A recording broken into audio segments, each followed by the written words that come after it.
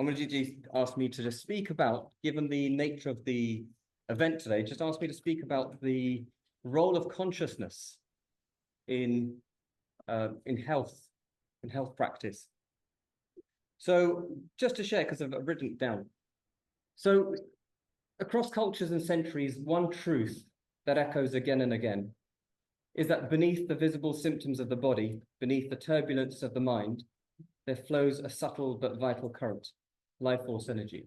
One of the things that we seem to neglect in medicine today, particularly modern medicine, is we focus on the body, but what we don't focus on is the very thing that keeps us alive, life force energy.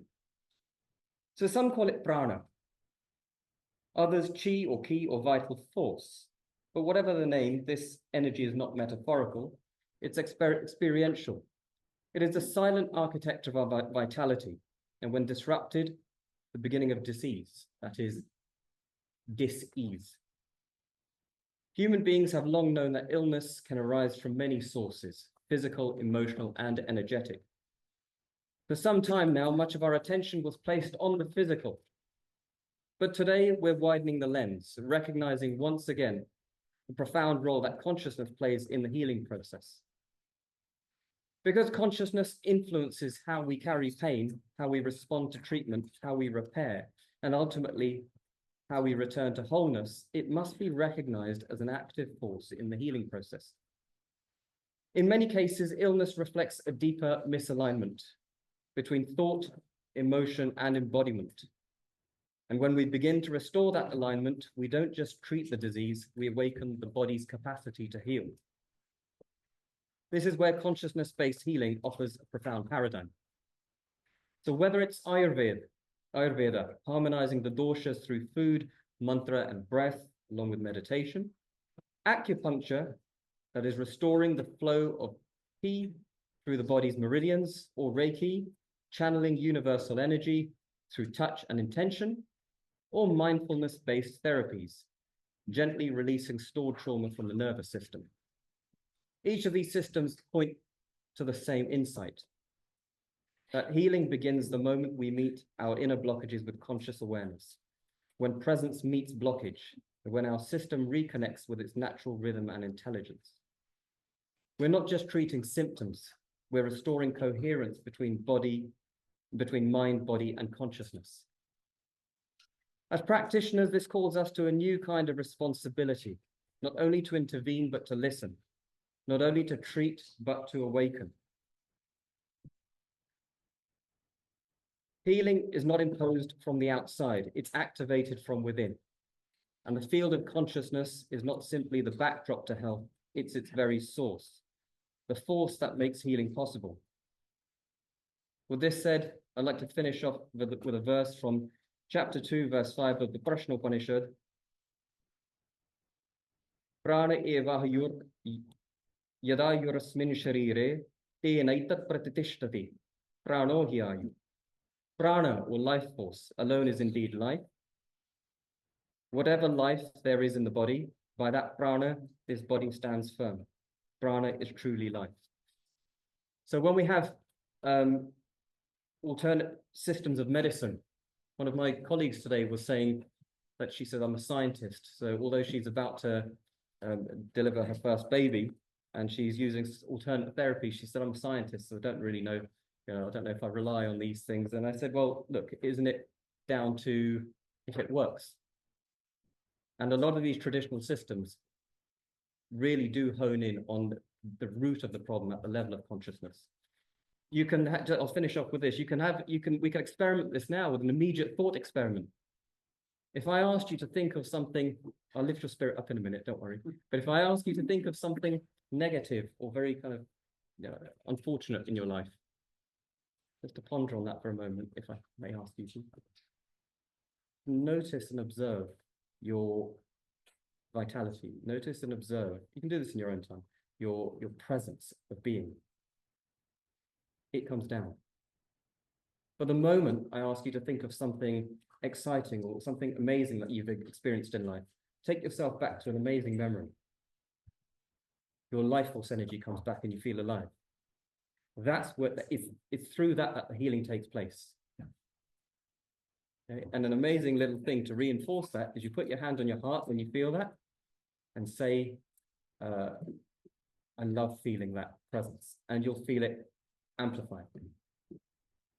I myself, many years ago, went through a very difficult time, and through a consciousness-based approach, came back to a very dark place, from a very dark place. And I've experienced it directly myself. The evidence is there that through consciousness, through life force energies amplification, do you start to heal from within. It is life itself, ultimately. It's the source of everything. So, and then I'm going to do you have people to mention about Sanskrit. So I have two of my colleagues, my esteemed colleagues at the back. So my role is that of head of Sanskrit at St. James Senior Boys School in Ashford. Two esteemed colleagues of mine sitting at the back, Mr. Warwick Jessup, who's just raised his hands. He's head of Sanskrit at the at St. James Senior Girls School and Prep School. And alongside him is Mr. J. Lakshman, who is head of Sanskrit at the Avanti School. I think this is the first time all three heads of Sanskrit in these schools have come together. So it's quite a momentous occasion for me. I think we need a group pick at the end. So we have a little, we have a situation regarding Sanskrit. I think I do feel, I think Warwick Jessup is probably best placed to just share a few words. I don't know whether you wouldn't mind just from where you are, Warwick, just briefly, because Warwick is far more experienced than me on these matters. Yes, well, the point is that in order to teach Sanskrit in secondary schools, we need a public examination. And this has been provided by Cambridge Exam for the last decade or two. But unfortunately, our GCSE that we were told is discontinued after 2027. And we thought that there was going to be a replacement exam, which was the exam which was taken in Mauritius, called the O-level Sanskrit in Mauritius. But we've just heard a few days ago that for various reasons, it doesn't appear that that exam is going to be available outside Mauritius. So this means that really the whole world, apart from India and Mauritius, will be deprived of a Sanskrit exam for 16-year-olds.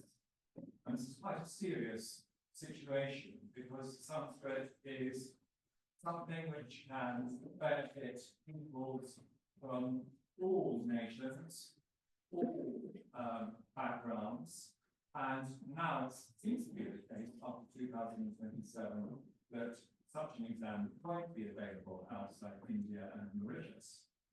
And this is a serious situation, so we do need to do something about it. And if anyone has any bright ideas about how to solve this situation, please come and speak to one of us. Obviously, it's a position for Cambridge, but also I think I'm here to any ideas people have about solving the situation. Thank you. Well, thank you for your time.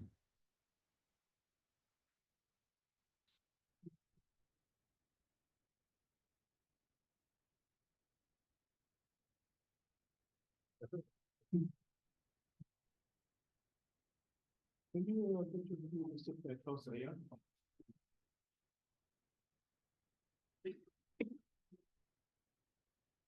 And then put it hard on. How is it? I'm going to change it. Thank you. Yoga का से बन गया है तो इस India को सब को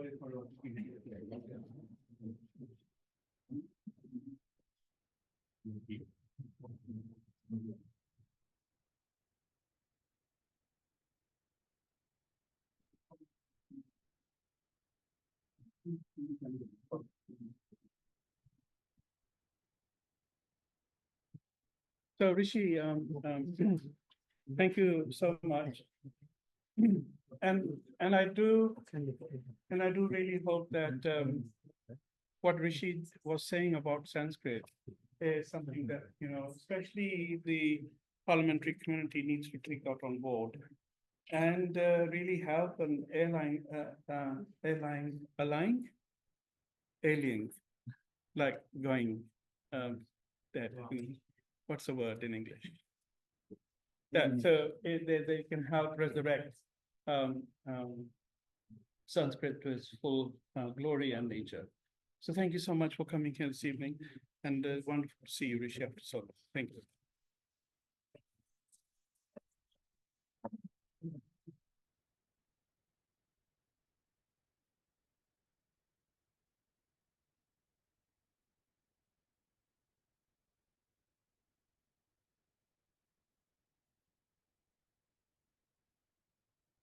So I'm absolutely glad that John MacDonald, who really needs no introduction, John MacDonald, Member of Parliament for Hayes and Hartlepool, has been associated with the work that we're doing here before it became an all-party parliamentary group in the traditional sciences. He was with us in the early days when we set up the SaveHerbalMedicine.com campaign. And this was the time when the European Union wanted to take out all herbal traditions from everywhere in Europe. And I approached John, I went to see him at his constituency. That's back in 2009. So that's how long John has actually had this association with us. And working hard and, steering, all the work that we were doing at that time. And I'm glad that, after his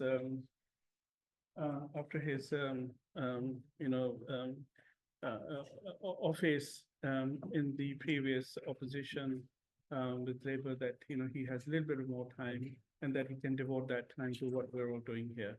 So John, thank you so much for coming here this evening. Can we please ask you to say a few words to this?